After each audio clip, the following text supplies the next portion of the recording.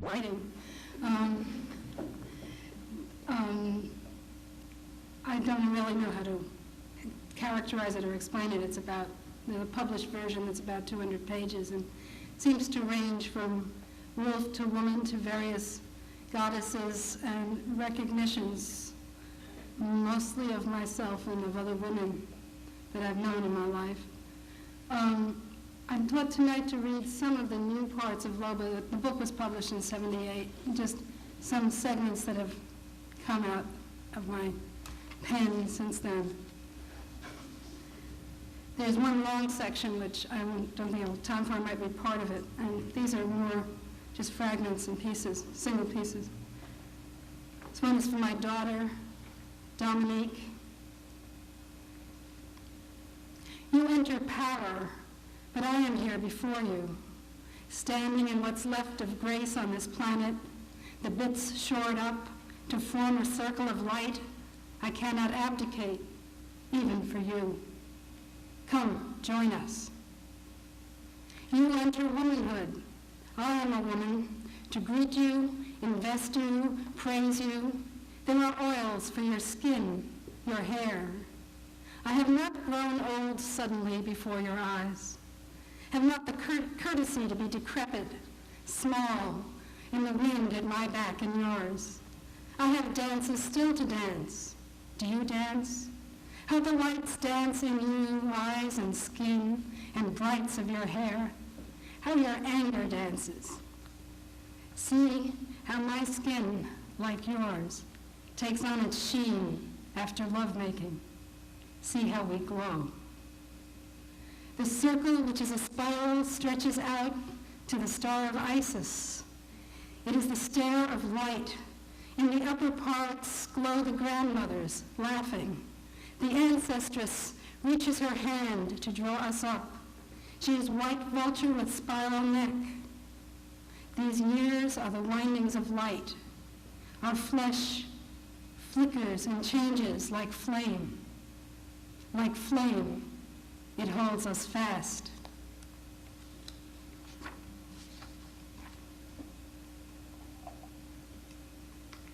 There's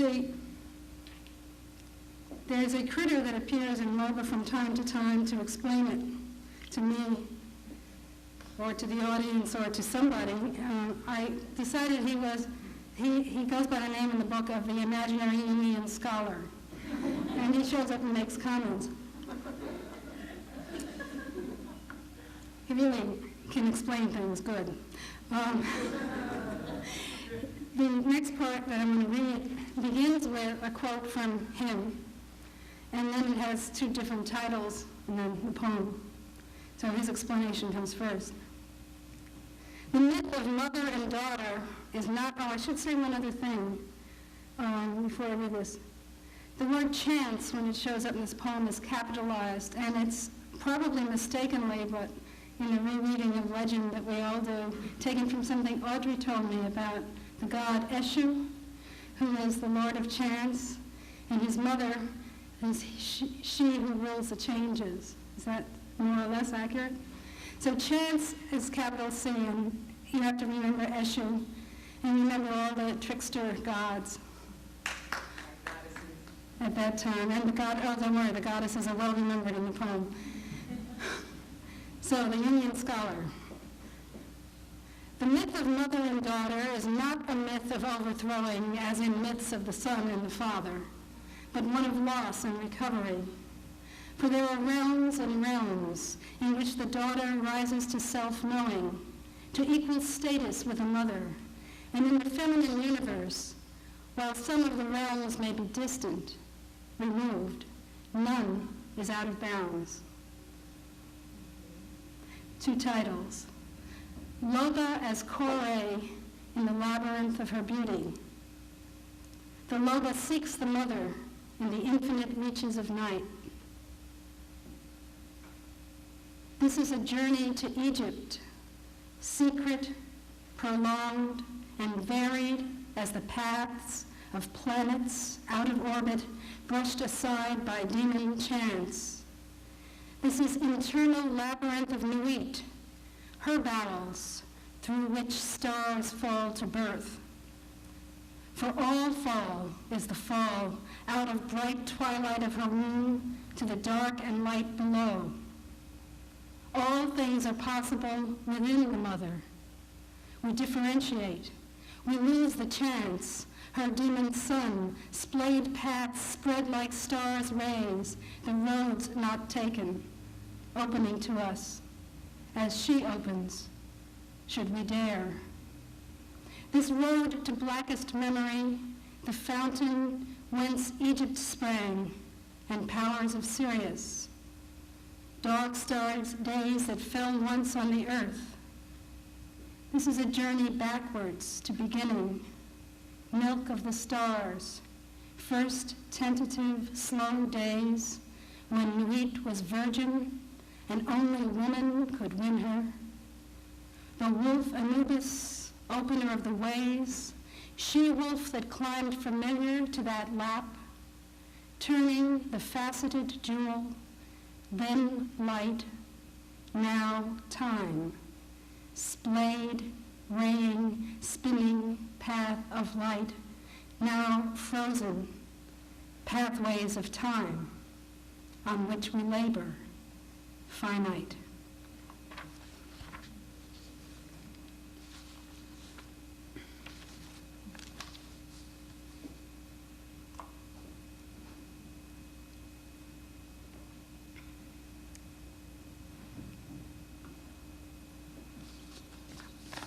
This is another poem to the goddess.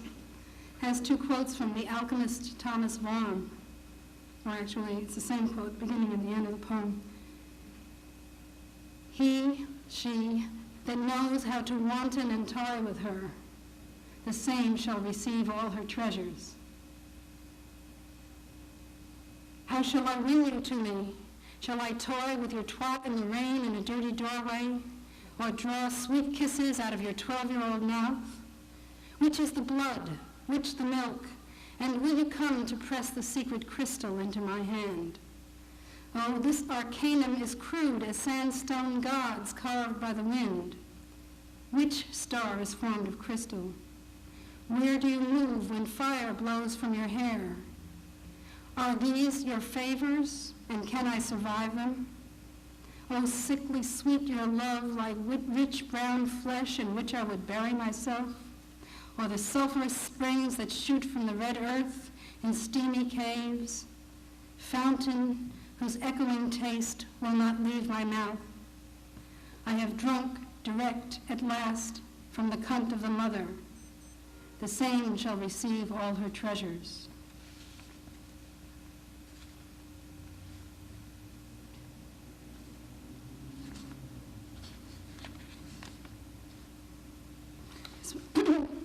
This is a short vision of the crown, I guess. Yes, in a way. It's called Vision of the Hag Devoured. And it has a quote from Leonard Cohen: "The stars eat your body and the wind makes you cold."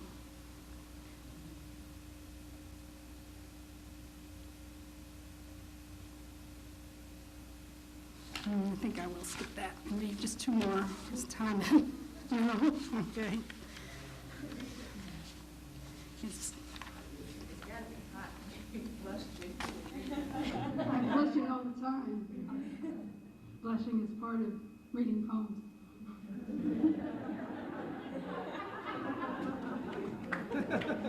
Otherwise, why write it, right?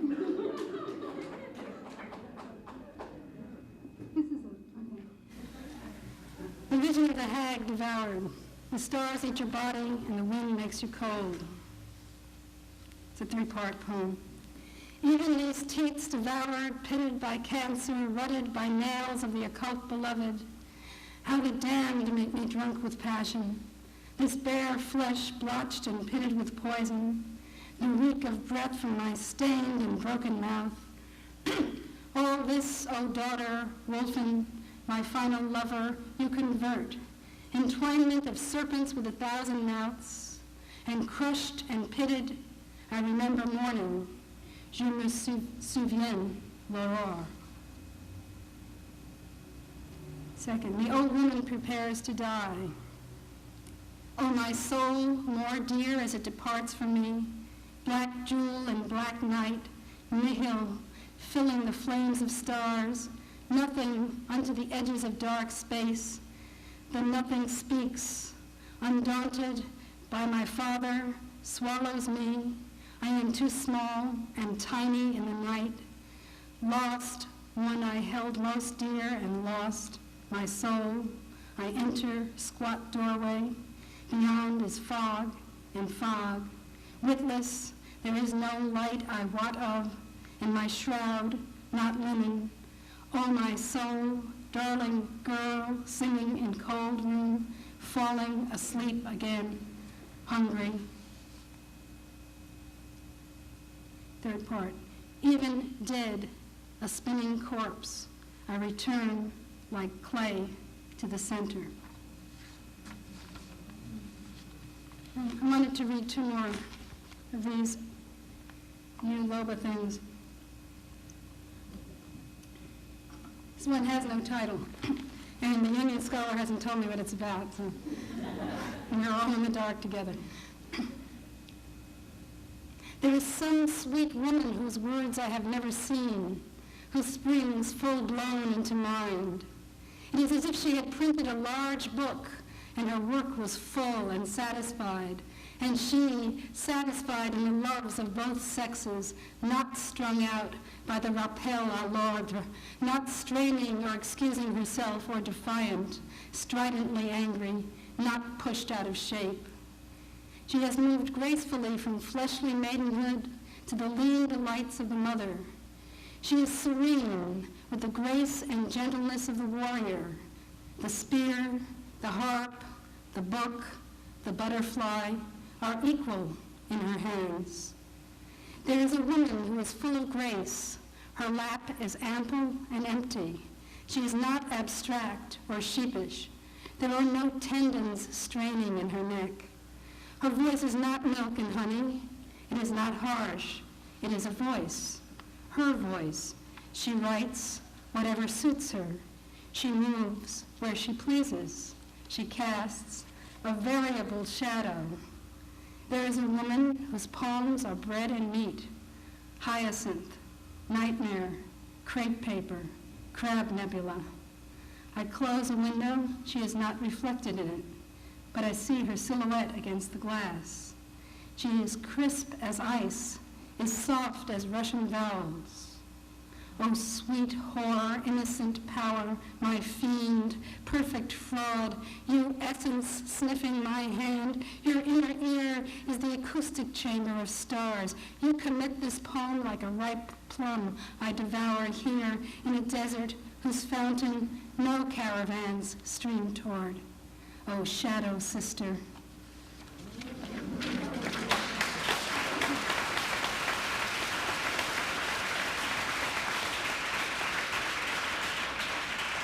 And to end, there is this diatribe called The Local Priestess as Bag Lady Utters Ragged Warnings. This was written after I read one too many lousy scholarship, feminist books, stereotyping and demeaning all the goddesses of history. And I fear that because I know what we're doing, but what will be remembered by is the written word. And there's so much shit happening that it's heavy.